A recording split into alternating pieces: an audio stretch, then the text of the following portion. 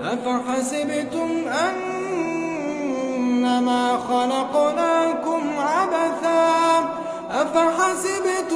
أنما خلقناكم عبثا وأنكم إلينا لا ترجعون فتعالى الله الملك الحق لا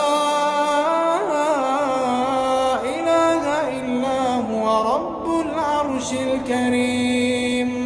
ومن يدع مع الله إلها